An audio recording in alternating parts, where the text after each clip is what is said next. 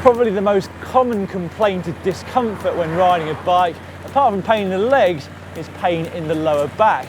The hunched over style on a road bike can take its toll over time. And let's face it, it's not exactly a natural position to be in for hours on end.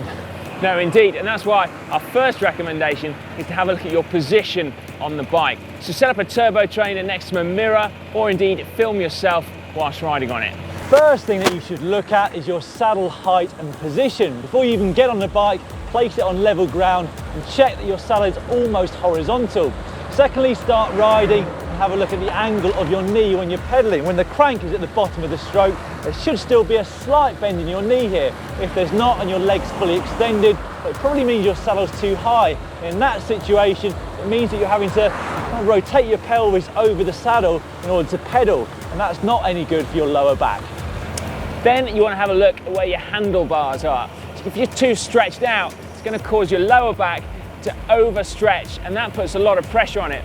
So take a look from the side to see how far you're reaching for the bars, and if need be, maybe look at bringing them up a bit, or indeed closer to your saddle.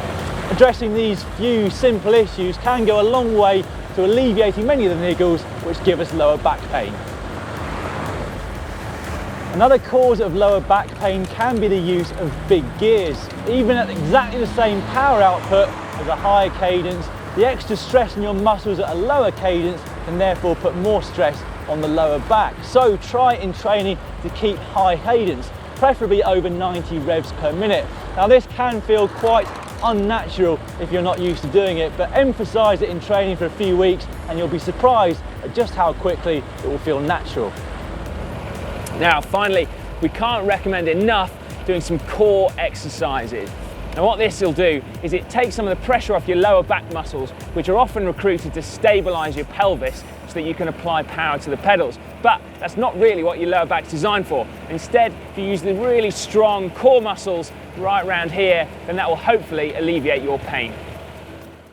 One really important thing to remember when it comes to lower back pain is that the source of the problem could be coming from somewhere completely different on your body. And one of those sources could be tight hamstrings, because cyclists who ride their bikes regularly are notorious for having short, tightened hamstrings. So it's a good idea to regularly stretch after rides. Not only could this alleviate a sore back, but it could also have the benefit that over time it will allow you to get into a more low aerodynamic position without any discomfort. A really good stretch is to simply lie on your back, get a towel and place it around your ankle or calf and gradually pull your leg backwards towards you, making sure that your back stays flat on the floor and so does your other leg. If you're new to cycling, you'll probably have worked out some, if not all, of the basic positions available to you on the bike. But knowing when to use them is a different matter. So here's our beginner's guide to working out the best positions for riding